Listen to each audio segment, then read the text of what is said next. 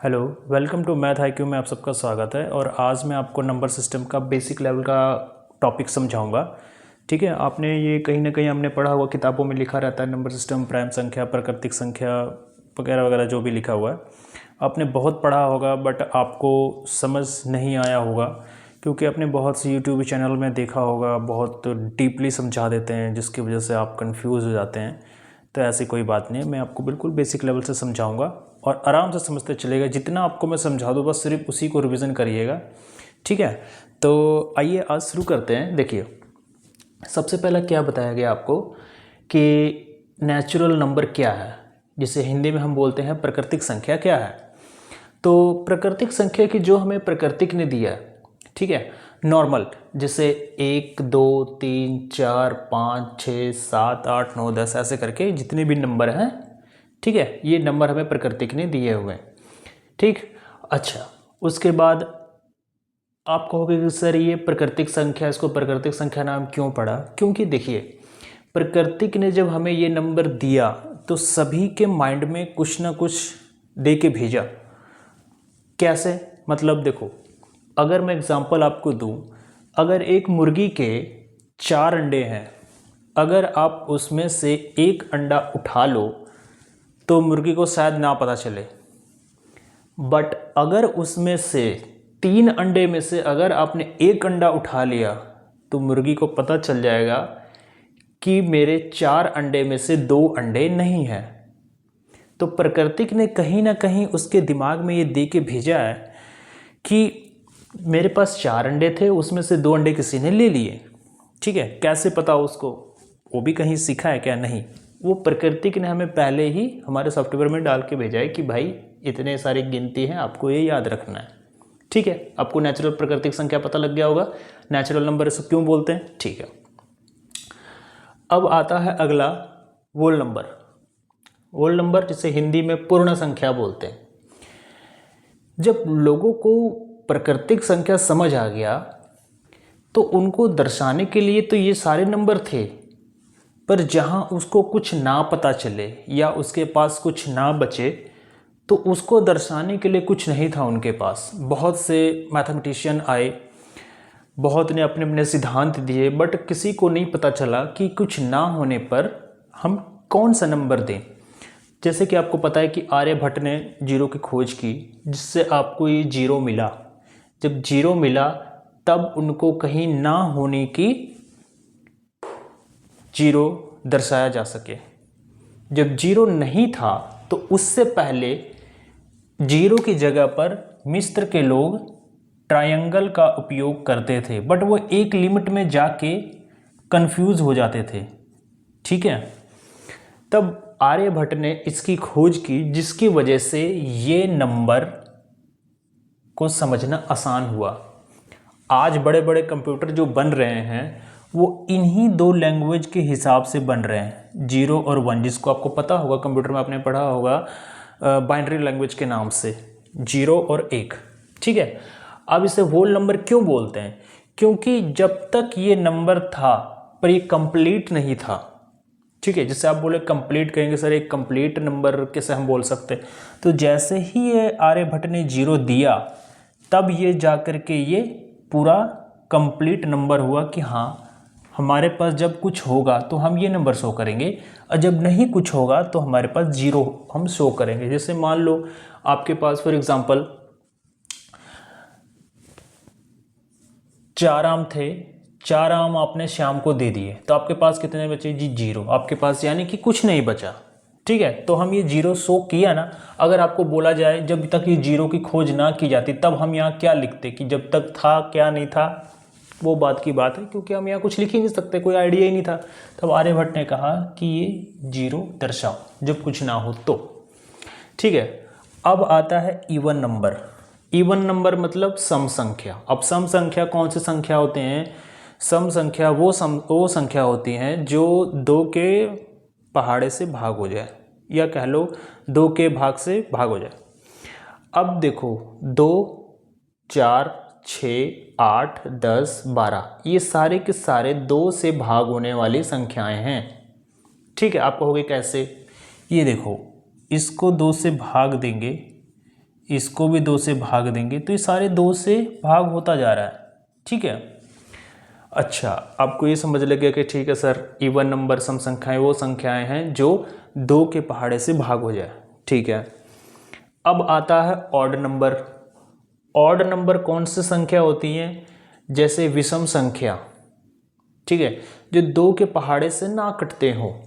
ठीक है, आप कहोगे कैसे? अब अगर मैं आपको बोलूँ कि इसको मुझे 2 से भाग करके दिखाओ, नहीं होगा। इसको कहोगे 2 से भाग करके दिखाओ, नहीं होगा। इसको 2 से भाग करके 2 दिखाओ, नहीं होगा। तो हम ये कह सकते हैं कि ऑड नंबर वो संख्याएं होते हैं या विषम संख्या वो संख्या होती हैं जो 2 के पहाड़े से भाग नहीं जाता हो। ठीक है, आपको ये समझ लग गया होगा।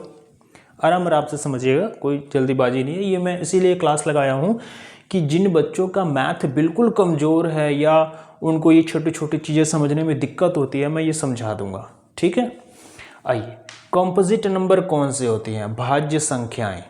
ठीक है, जो 2 के पहाड़े से भी भाग होते हो, ठीक है, और वो खुद के पहाड़े से भी भाग होते हो। ठीक है, अब कहोगे कैसे? अब जैसे मैं आपको बोलूं कि मुझे 4 है, आप कहोगे कि सर ये तो 2 से भी भाग हो जाता है और खुद के पहाड़े 4 से भी हो जाता है। ठीक है, अब कहोगे 6, कहोगे सर ये तो 2 के पहाड़े से भी भाग हो रहा है, 3 के पहाड़े से भी भाग हो रहा है और खुद के पहाड़े 6 से भी भाग हो रहा है। तो कह लो हम यहाँ से ये कह सकते हैं कि जो खुद के पहाड़े से भी भाग होते हो, किसी दूसरे के पहाड़े से भी भाग हो रहे हो और 2 के पहाड़े से भी भाग हो रहे हो, इसमें 3 गुण होने चाहिए, तब जाके हम ये कह सकते हैं कि ये कॉम्पोजिट नंबर है। ठीक है, अब जैसे कह लो 8, 8 देखो 2 के पहाड़े से भाग हो रहा है, 4 के पहाड़े से भाग हो रहा है और 8 के पहाड़े से भी भाग हो रहा है। ठीक है, अब यहाँ देखिए 3 के पहाड़े से भाग हो रहा है, यहाँ 9 के पहाड़े से भी भाग हो रहा है, 2 के पहाड़े से भी भाग हो रहा है, 5 के पहाड़े से भी हो रहा है और केवल अपने आप 10 के पहाड़े से भी भाग हो रहा है। तो कॉम्पोजिट नंबर या अभाज्य संख्याएं, कॉम्पोजिट नंबर भाज्य संख्याएं, यानी कि भाज्य संख्याएं वो संख्याएं जो 2 के पहाड़े से भी भाग होता हो और खुद के पहाड़े से भी भाग होते हो। ठीक है, इतना समझिए। अब आते हैं प्राइम नंबर, अभाज्य संख्याएं। अब कहेंगे सर ये अभाज्य संख्याएं क्या है? अभाज्य संख्याएं वो संख्याएं हैं जो ना 2 के पहाड़े से भाग होता हो ना किसी दूसरे के पहाड़े से भाग होता हो। आप कहोगे कैसे सर? ये देखो, जो 2 है वो केवल अपने पहाड़े में ही 2 आता है और किसी के पहाड़े से नहीं जाता। फिर आप कहोगे कि सर 3 भी अपने पहाड़े से ही जाता है, 5 किसी के पहाड़े पे नहीं जाता, वो अपने पहाड़े पे जाता है, 7 अपने पहाड़े पे जाता है, 11 अपने पहाड़े पे जाता है, 13 अपने पहाड़े पे जाता है। कहने का मतलब है कि अभाज्य संख्याएं वो संख्याएं जो केवल अपने पहाड़े पे ही भाग होते हो। ठीक है, बाकी किसी के पहाड़े पे भाग ना हो। तो रैशनल नंबर कौन से होते हैं? परिमेय संख्या। परिमेय संख्या वो संख्या होती है जिनको कह लो बटे में लिख सकते हैं। ठीक है, बटे में कैसे? अब जैसे मैंने ये लिखा है 5/4, अगर मैं आपको ऐसे दे दूँ 5:4, तो क्या हम इसको बटे में लिख सकते हैं? आप कहोगे हाँ सर बिल्कुल लिख सकते हैं। अगर मैं लिखूँ कि 6:1, तो आप कहोगे हाँ सर बिल्कुल 6/1 लिख सकते हैं। 3:2, तो आप सर कहोगे बिल्कुल 3/2 लिख सकते हैं। ठीक है, अब आपको दे दे -4, ठीक है, तो आप इसको ऐसे लिख सकते हैं।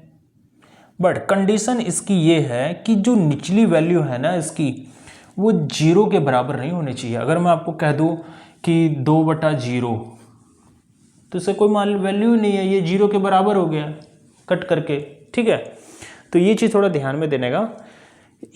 ये परिमेय संख्या वो संख्या है जिनको हम बटे में लिख सकते हैं। ठीक है, इर्रेशनल नंबर यानी कि अपरिमेय संख्या जिनको हम बटे में नहीं लिख सकते।